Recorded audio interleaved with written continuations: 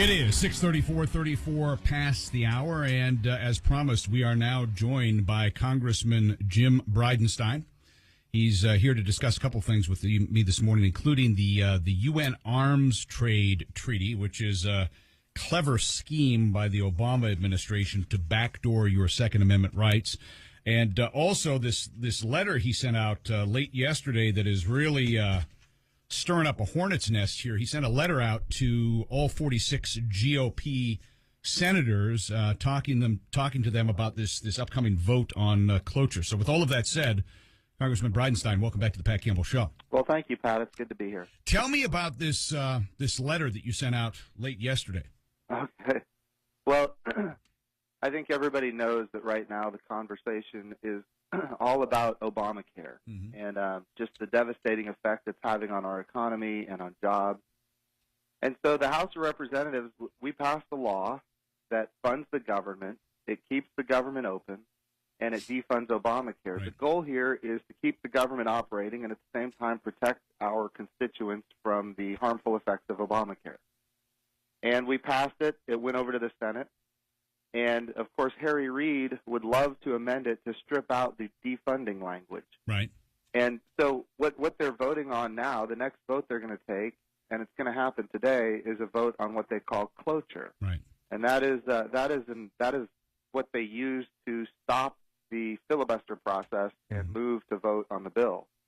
But everybody knows that once you vote on cloture, Harry Reid will strip out the defunding language with a simple majority vote. He's already said that. He's been talking about it. And I think when it comes to something this important, we should mandate that he use a 60-vote threshold, which is it's the norm. It's how they do things over in the Senate. We're talking about changing America forever. We're talking about changing our healthcare system forever. It's not too much to ask that we have a 60-vote threshold. So the letter that's creating such a firestorm is one that says that any member of the United States Senate who votes for cloture is enabling Harry Reid to strip out the defunding language, and as such, it should be viewed as a vote for Obamacare. And a lot of members of the Senate, I think, they weren't real happy about my letter. Well, a couple. I want to carefully phrase this too. I would think that there would be some senators who would be extremely taken back by a letter from you, of all people, a member of the lowly House and a freshman at that. Who are you, Jim Bridenstine, to be telling me, a U.S. senator, what I should do? Why are you interjecting yourself into Senate proceedings? Well, first of all, I'm a constituent of 2 U.S. senators myself. So I can certainly write a letter just like anybody else. Right.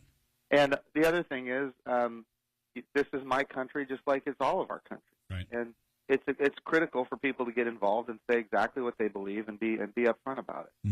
Now, I got this idea, quite frankly, I got the idea from Dr. Coburn. Really? When they were voting to expand Medicaid under Obama. They weren't. I mean, the governor was making a decision whether or not to expand Medicaid under Obamacare. Right. And he wrote a letter to the Tulsa World and to the Daily Oklahoman explaining why that was a bad idea and strongly encouraging. So he interjected himself into gubernatorial politics. That's correct. Interesting. Okay. So I was just an armchair civilian back then, reading the newspaper, right, watching what was happening, and I saw that letter, and I was impressed, quite frankly. It was a great letter, and it was strongly worded, and it encouraged the governor not to expand Medicaid under Obamacare, and he had a whole list of reasons why. And I said, you know what, that's the kind of leadership we need in Washington, D.C. I mean, Tom Coburn is a very impressive man, and that's leadership. So I decided to do the same thing myself. And, there are senators over there that are extremely happy that I wrote the letter. Right. Because there is an excuse being made over on the Senate side by some Republicans saying that, we need to vote for cloture, in other words, to move to the bill and let Harry Reid amend it, because that's what the House wants. And interestingly, I not only wrote the letter, I got 20 other members of Congress in about one day. So you weren't alone? No, not at all. I got 20 other members of Congress to sign it, and we all sent it together. Interesting. The couple couple of things here. And you know, I brought this up on the program yesterday. I directed people to Ted Cruz's website, and he's got a thing where it's make DC listen. Tell your senators to oppose cloture on HJ Resolution 59. Right. And he says we must oppose cloture so that Harry Reid and the Senate Democrats cannot sneak in funding for Obamacare. Uh-huh. And he says we need you to call your senators. I gave out the phone numbers yesterday, although I don't think we really need to call Senator Inhofe because I'm pretty confident he's on board, telling them to oppose cloture on HJ Resolution 59 and remind them that a vote for cloture is a vote for funding Obamacare. In other words, if you vote for cloture, you own this. This is yours. Right. Now, I don't want to put you in an awkward position here because I don't want to put you in a position where you're critical of Coburn. But I had people calling me yesterday. They're calling Coburn's office, and Coburn's people are telling them, "Oh, we already voted on cloture. He voted the other day." But that's not. You see, that's why you need this. You need HJ Resolution 59 because that's the one that has not been voted on. Right. So the Senate rules are very peculiar, and you know, depending on what the leader wants to do, things change. You know, depending on the law and what the leader's plans are. Right. So you know, it's sometimes it's very confusing, the whole process. But it is true there will be another cloture vote, and it's going to happen today. In fact, it'll probably happen around 2:00. I'm actually planning to walk over to the Senate, and I'm going to go with a number of other members of Congress to encourage them to vote the right way, which is, again, unconventional, but these are unconventional times. Just out of curiosity, are you wearing Kevlar when you're at the Capitol? Seriously, you know, it wouldn't be a bad idea. There are some people in the House and there are some people in the Senate who would love nothing more than to see you just go away because you're uppity. You're a troublemaker. I want to also give listeners some perspective here of just how breathtaking it is what you've been able to accomplish in your short time in the United States Congress.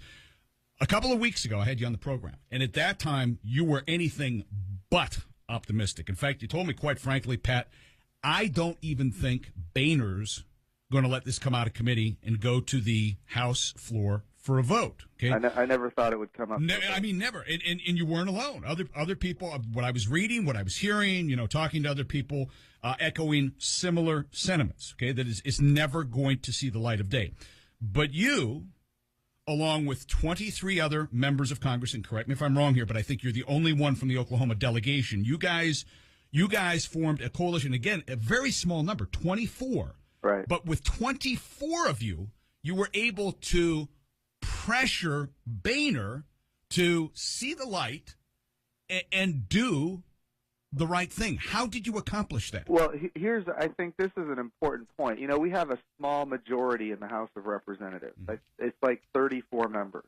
So we have a 34-member advantage, Republicans over Democrats. Well, when you have a small majority like that, it only takes, 17 to go the other direction in order to force the hand of the body to go in a more conservative direction. Right. So if you get 17 people that are willing to stand strong, then we in essence can exert a lot more influence if we're willing to stand strong. And we've got that group right now, and we're holding the line. And it is interesting. I'll tell you what. Sometimes it's not so comfortable around here, depending on where you are and who you're hanging out with. But I can tell you that this is one of the most important moments in American history. I would imagine you're not getting invited to a lot of cocktail parties. Well, you'd be surprised. This is what's interesting, and my friends and I were talking about this yesterday. You're going to take your beatings in Washington D.C., or you're going to take your beatings back at home by your constituents. Yeah. You can pretty much take your pick. Yeah. And interestingly, our constituents back at home are just thrilled about what we're doing. Yeah. And here there's and believe me, there's a good group of people that are happy that we're doing what we're doing. Right. They just can't do it themselves. Both yourself and Inhofe in particular. I mean, you guys are getting like demigod status back here. As far as in political circles, because you're doing the right thing. The huge frustration and disappointment for us, and again, I don't want to put you in an awkward position, is Dr. Coburn, because he has in the past been such a champion for the people and such a champion for conservative issues. And I'm just at a loss as to explain as to what's going on. But let me comment on that real quick. Number one, Dr. Coburn is an amazing legislator, and I really believe that. Mm-hmm. He is one of the smartest guys up here on Capitol Hill. He says exactly what he's going to do, and then he does it. And he does it with conviction because he believes in it. And I think while he and I may be on opposite sides on this one, right. I still think that he is probably one of the top legislators here. Right. And I would also like to say that, Jim Inhofe, I think, is an amazing legislator as well. And he and I are on the same side on this, and he's been with Ted Cruz from the beginning. Right. My understanding is there was some confusion back in Oklahoma about that, but I want to be really clear. But here that confusion, it started by one person who claims to represent the Tea Party. It's just a troublemaker. This we've made on this program. I've made it abundantly clear. Eddie's made it abundantly clear where all of the Oklahoma delegation stands, and Inhofe has not been misrepresented on this show at any time. So I don't even want to give and I know who you're talking about. I don't even want to give that clown, the time of day. Hey, hang on here because I want to get into this UN. Weapons treaty, and how this is, I mean, it's diabolical. It's a scheme to backdoor Second Amendment rights, and we got to talk about that next with Congressman Jim Bridenstine. You are listening to the Pat Campbell Show. It's Friday morning, and you are listening to the Pat Campbell Show on Talk Radio 1170 KFAQ. KFAQ traffic. One crash to tell you about right now near 13th and South Louisville. Possible injuries reported there, but there may be some minor delays, so watch for that area as you head out and about this morning. Taking a look at traffic cams this morning, Highway 75 at Southwest Boulevard showing only light traffic at this time. No major problems there. I-44 at Highway 51 also showing moderate traffic. No major slowdowns in that area. From the KFAQ Traffic Center, I'm Audra Lee for Talk Radio 1170 KFAQ. Law firm. Hi, I called a while ago about a little mishap. Yeah, I remember. You got a new problem or you're just calling to reminisce? No, it's a new one. My wife has a little ding in her windshield. Wait a minute, hold it. Did you call Robinson Glass? No, she already went to some other place. Some body shop somewhere. And what do you think they would know about glass? Tell me about it. They wanted to fix some dents in her rear end. That's why she should have called Robinson Glass. They know all about every kind of auto glass. And they can fix it while you wait or come to your work or to your home. And did you know that most insurance companies will pay for windshield ding repair with no deductible? Did I say ding? Uh-huh. Well, I meant there's a big hole in the passenger side. What'd she do, hit a cow? It was a boomerang. A boomerang? What kind of nut For throws glass a in your boomerang car, or your neighbor's car, or glass in your home. Jimmy broke the window. Mom! Hey! Thank you. Robinson is all you need to know about glass. Robinson Glass. So how long you been married to, Well, according to her, 22 years. But it seems longer than that. It's the time of year for football, the state fair, and cooler weather. Henry Primo for Primo Kia. Our construction is nearing completion, and Kia is giving us additional inventory for our opening. Because of these additional vehicles, all remaining 13 Optimas and 14 Kia Sorrentos must go now. We've reduced all of them for immediate sale. They come with Kia Motors' 10-year, 100,000-mile limited warranty, and both have 0% financing for up to 60 months available with your good credit. We're enjoying record sales months despite our construction and must keep it up. No reasonable offer will be refused, so come see us. Our award-winning parts and service departments are open 6 days for your convenience, and come visit our body shop for all of your dents, dings, or major collisions. So come see us at Primo Kia, 4747 South Yale, or visit us on the web at primokia.com. Remember, at Primo Kia, we're always glad to see you. Have you accepted God's call to ministry? Oklahoma Wesleyan University will train you through our ministry and leadership degree. Gain knowledge in Bible, theology, and practical ministry. The ministry and leadership degree is forming classes now both on ground and online. Call 866-225-6598, 866-225-6598, or go to collegeonmytime.com. collegeonmytime.com. Oklahoma Wesleyan University. Student-friendly, Christ-focused. Are you a graduate of Rhema Bible Training Center, now Rhema Bible Training College? Turn your RBTC credits into a bachelor degree. At Oklahoma Wesleyan University, we accept credits from RBTC. Enroll now. Classes offered on ground or online. Go to collegeonmytime.com, collegeonmytime.com, or 866-225-6598, 866-225-6598. Oklahoma Wesleyan University, student-friendly, Christ-focused. Oklahoma Wesleyan University, may I help you? Are kids better off in an intact family? You bet they are. This is Joe Cordell of the domestic litigation firm of Cordell Cordell. Kids living in a household with married parents do better in school, are emotionally healthier, and are more likely to stay out of trouble with the law. If you're a man in a troubled marriage, my advice to you is to do everything you can to save your marriage, if only for your kids' sake. This includes considering alternatives to divorce, such as a legal separation or orders of protection. Of course, in some circumstances, divorce is unavoidable. In either case, if you're a man facing a crisis in your marriage, let us help you at Cordell Cordell. We're the partner men can count on. The Tulsa attorneys at Cordell Cordell work to help men maximize their role in their children's lives. Call the domestic litigation firm of Cordell Cordell, 918-200-0990. That's 918-200-0990. Cordell Cordell, 320 South Boston, Suite 725, Tulsa, Oklahoma, 74103. Uncovering the cover-ups.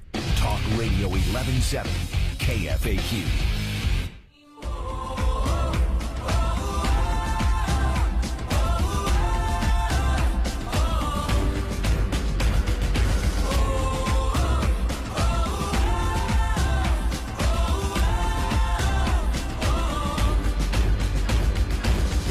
It is 6:51. If you're just joining us, we are talking with Congressman Jim Bridenstine, freshman congressman from District 1 here in Oklahoma. And Jim, earlier yesterday, you guys put out a press release basically telling us why you are opposed to this UN arms trade treaty. And there are some provisions in there that this administration is not talking about that would actually infringe upon our Second Amendment rights. Tell me about it. That's absolutely 100% correct. Let me start by saying it was back in April. We had all the Senate Democrats and the president were pushing to ban certain types of guns. Right. Now those guns didn't operate any differently than any other guns. They just looked scary. They looked dangerous. And because they looked scary, we're going to ban those guns. And, of course, we rejected that. The American people, their elected representatives, rejected that. Right. He comes back and he says, okay, well, we're going to require that every gun that is sold, it has to be done through a national, a federally licensed arms dealer is what they call it. Mm-hmm. And okay, that's a fine idea, but ultimately what it ended up looking like was a national gun registry. Sure. And so we opposed that as well. And guess what? The American people spoke up, the representatives listened, and we opposed that, and it didn't pass. Right. So now what the president has done is he has signed an international treaty, the United Nations Arms Trade Treaty. Mm. What this treaty says is that anybody who buys a gun from a foreign country, you have to register the gun and the final purchaser in an international database. Now, here's the thing. Pretty much every gun, and I've been talking to gun manufacturers about this, every gun has parts made around the world. Sure. You might have the handle made in Korea. You might have the trigger made in Mexico. Mm-hmm. So pretty much every gun would be forced to comply with this treaty. Mm-hmm. So we are now going to be forced under this UN Arms Trade Treaty. And look, the whole purpose of this is to go around the Constitution. The president couldn't get done what he wanted to get done through the members, through the people's elected representatives, which, of course, he couldn't get that done because it was a violation of the Second Amendment of the Constitution. Sure. And so now what he's doing, he's going to these international bodies, the United Nations specifically in this one, to try to force us to comply with laws that he couldn't get people to pass because they're violations of the Constitution of the United States. Let me ask you a quick question. Go ahead. Does he have the power and authority to sign this himself, or does it require some sort of approval by the United States Senate? So he signed it into law, and he has signed a number of these things into law. Not signed into law. He signed the treaty. Okay. What this means, no, you're right. It will not be ratified by the Senate. God willing, it will not be ratified by the Senate. But here's the situation. He is the president. He signed the treaty. Politically, internationally, politically, right. he's going to feel compelled to adhere to it. Mm-hmm. Now, how much he's going to be able to get done, given the fact that the elements of this treaty are so anti-Constitution, mm-hmm. anti-Second Amendment, I don't know how much he's going to be able to enforce this. And by the way, anti-Israel too. We don't have enough time for that, but sure. I'll get into that. You're right. And I want to make one quickly. We got 30 seconds. Go. Okay, this president has signed treaty after treaty, UN Convention on the Rights of Children and Women, and Convention on the Rights of People with Disabilities. Here's the deal: we protect these groups more than any other country in the world. We don't have to sign treaties giving away our sovereignty to these international bodies, specifically because they have names that make people feel good. Yeah. We are exceptional. Jim, we are out of time. Congressman Jim Bridenstine, keep fighting the good fight. Thank you for your time, sir. Thank you. Appreciate it.